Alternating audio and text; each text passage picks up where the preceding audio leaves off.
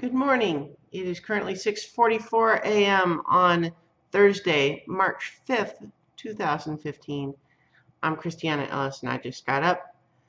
This is 5 more minutes. So, as promised yesterday, today I'm going to review this classic comic, Superman Aliens Book 3 from, let's see, when was this dated? This is a Dark Horse Comics issue, which is interesting, featuring Superman. It's back when DC and Marvel were a little bit more amenable to crossovers, maybe. Although I guess Dark Horse isn't Marvel. Copyright 1995. So I was a junior in high school. I'm going to pick this one up. So before I get into it, though, creativity, accountability. I worked on editing my novel into novella project for about an hour and a half last night. So made some good progress there. But so now, Superman Aliens. So this is book 3, and I did not reread books 1 and 2. It's a 3-part story, and I had all 3, so I had read them way back when, but really only remembered the broadest strokes of the story, which is that basically Superman, you know what, like, it's pointless to, because the book actually catches you up relatively well as long as you're semi-practiced in being able to, to do that, to look for the context clues. So we have a space station, and Lois is on board. It's her right there. She is very concerned that there is a serious threat aboard. As she puts it, weird, deadly aliens are loose on Lexport, and they've got to be stopped at any cost. Lexport, presumably, this is a LexCorp Industries space station. She and some of the LexCorp scientists are observing that they've got some people who have been infected, as you can see here, or they've been implanted with the alien by the alien facehuggers, and too late for them. But Lois is not about to let them be used, let their deaths be used for, military research, which is what LexCorp wants, and so she uses a improvised flamethrower to burn the baby aliens. But then one of the lady scientists is so mad that it's always hard to there we go, doing this backwards in the mirror sort of thing. So mad that she punches her, which is, it's kind of a weird one-shot image because that's the only one that shows any action at all, but it's sort of just like, here, I'm punching your knee while you're already falling down. Seriously, I get it though, but like, so seriously, oh, you're in trouble now, but oh no, what's that back there? And yet, we actually will not return to those characters until like almost the last few pages of the book. We do eventually come back to them, but we spend a lot more time with Superman before that. Superman, we find him in this issue as, oh my God, he is, boy, I need to figure out a better way to do this for future installments. Oh no, look, the aliens had got him and they webbed him up to the thing, just like in the movies where they go, kill me, kill me. I see Luna reacting to me doing that voice. So one of the things that I do remember from reading it before is that Superman is currently feeling very weak because where he's at right now is it's not clear in this issue, so I don't remember fully, but he's been prevented from getting the solar energy for a long time, and so he's very weakened, substantially depowered, maybe a little bit more powered up than a regular person, but not nearly his usual self. And so this he learns that he has himself been implanted with one of these things, and it is a genuine threat. But then, who shows up but Kara? Now, DC fans will know that Kara is Superman's cousin, also known as Supergirl. But in this story, for whatever reason, it's like they've never met before. Like there's indication that they had, they had previous encounters within this self-contained story, but she had never been to Earth or anything like that. And in fact, we get some backstory here that she was on a sort of floating city ship called Argo that Clark thought was Kryptonian, and so he was all excited that maybe more Kryptonian people survived than he thought. But she appears to be the last survivor on this particular ship, and then she indicates that it was a ship that had actually split off from Krypton a long time previous.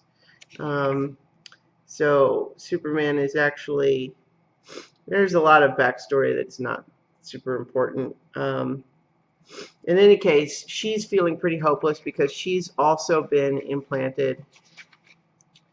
The key thing from this conversation that they have, though, is that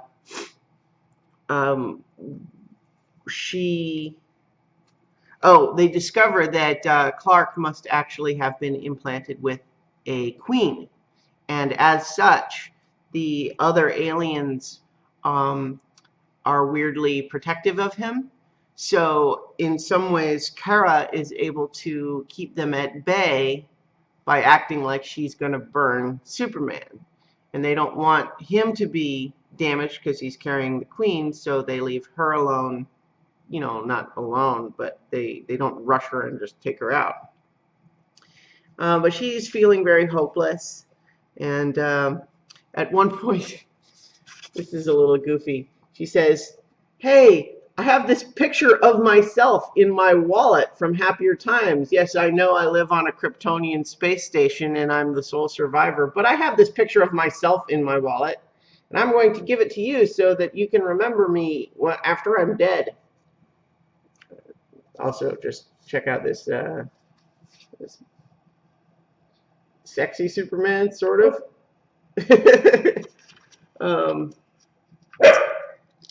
He's insisting that he's going to help get her out too, and she's occasionally briefly willing to consider that it might be possible, but mostly she's still pretty convinced that they're both going to die, or at least she will. Maybe he'll get out, but not her.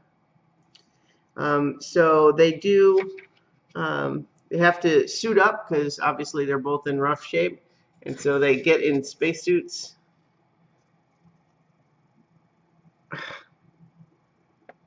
And you see he's got his little symbol as an armband now because his costume got torn. So time to take the fight to the Queen. Although here's an interesting twist that I think is very in keeping with Superman as I prefer him. Superman insists, despite all that's happened, that he will not use lethal force on these aliens. They are living creatures, and he will not kill them if he can help it. So it's interesting that, everyone else in the story is considerably more bloodthirsty, given how awful the aliens are. Clark insists he will not use lethal force. But it's tricky because there's a lot of them. Now, as I mentioned, they're able to sort of get through the swarm because Kara is able to kind of threaten to hurt Superman, and they don't want to damage the Queen that's inside him. Meanwhile, we cut back to Lois and Scientist Lady and the alien. It briefly looks as though Lois might let the alien have the lady scientist, but then at the last minute she shoots it, and lady scientist gets away with nothing more than a acid blood wound on the shoulder. cut back to Superman and Kara. So they find this crashed ship, which is what brought the aliens to her ship, the Argo. They're digging down there, and they find a nest with eggs and another queen. And despite Clark's feelings, Kara decides to burn them all with her flamethrower. He actually has the captions here. So Kara cuts loose with a 30-second burst of flame, frying every egg inside the ship. I don't tell her that I disapprove. I guess I understand how she feels. So it's interesting that, you know, despite his own insistence that he's not going to use non-lethal, he's conflicted enough that he doesn't physically stop her or even tell her he disapproves. He's not judgmental about it. He's just more principled about his own behavior. I thought that's an interesting nuance. So anyway, they dig into this ship. They discover that it has some functional escape pods that never got destroyed because they were blocked off by wreckage, and some teleporter booths. And so in the meantime, the LexCorp space station is in rough shape because of the alien. It's starting to fall back into, it's going to crash back into Earth. Meanwhile, Clark, let's see, she continues to question, is like, why are you not just killing this alien? And he says, well, I won't. Although he does get fed up at one point, saying, I'm tired of it, tired of your godforsaken relentlessness, tired of your ruthless ways, and most of all, tired of your ugly faces. And he does, you know, shoot the flamethrower at the alien queen to save Kara at one point, but stops short of finishing it off. And she's impressed that he even used offensive weapons at it at all, and says, nice to see you use deadly force, Cal. I might just make a fighter out of you yet. I told you before that I won't kill sentient beings, Kara. I plan to adhere to that principle. Anyway, they're digging. She's feeling hopeless. They think they don't have much time left. Things are, you know, in the baby aliens inside are gonna to take them out. But they have a plan. They have to separate. And Clark figures out he can use the teleporter booths to essentially teleport the alien out of Kara. But before he's able to do anything else, including get her to safety after doing it, or do it for himself, the aliens come in, they smash everything, chain reaction, kaboom. So there's a little bit of a confusing sequence here where it's not clear who's supposed to be in this pod. We discover later that Superman's in it, although we don't see him get in it. We see him starting to lose the struggle as the alien's trying to get out. And so we don't see him get in it, and there's a little bit of a confusing, there's some dots not connected there. But thankfully, guess what happens when the escape pod launches? It is suddenly back exposed to sunlight, which starts to repower Clark. And now that he's getting his powers back, we get some little shots of this is the alien inside him trying to tear its way out. But now that he's getting his powers back, he's able to barf it up, which it apparently would die. But I suppose that's, you know, maybe that's an exception of, like, he can't help it, he needs to get it out of himself. And if his insistence is that sentient, maybe the baby ones don't count yet. Anyway, though, of course, now that he's got his powers back, he's healed, he's able to go rescue the LexCorp space station. And we have Lois and the lady scientist continuing to be threatened by the alien on the space station. And then until, check out this. This is one of the most badass bits in the issue, I think, is that now that Clark's got his powers back, alien breaks its teeth on his arm. That's pretty cool. So he is able to, he again gets almost to the point of killing the alien because of it threatening Lois, but at the last minute he still insists he's not going to do it. But then, of course, the lady scientist says, maybe you won't. Zap, lightning gun.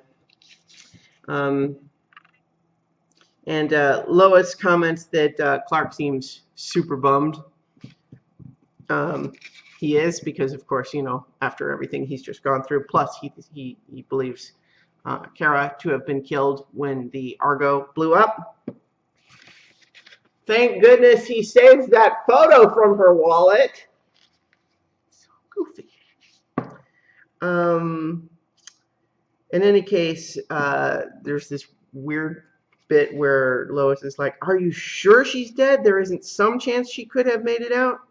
I came close to saving her. I really did. See, she had one of those creatures embedded in her. While she was in the transporter tube, I realized there was something I could do. Well, so I told you that part. But then anyway, he finishes with, the chances of her making it to an escape pod were 0.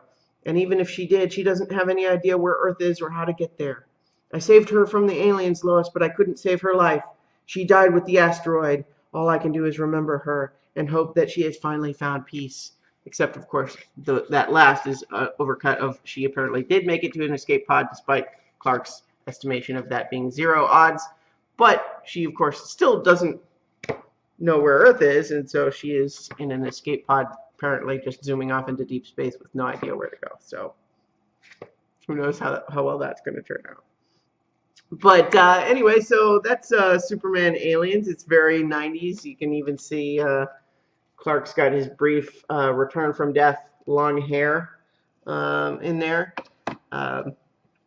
And just, you know, kind of gritty. But although, you know, with the Superman Aliens crossover, I mean, you know, dark and kind of disturbing, you know, making it more of a horror book is par for the course. It's exactly what you'd expect for a book like this. But in any case, that was Superman Aliens Book 3 from 1995. So remember, you can find everything I do at ChristianaEllis.com, and I will talk to you tomorrow for 5 more minutes.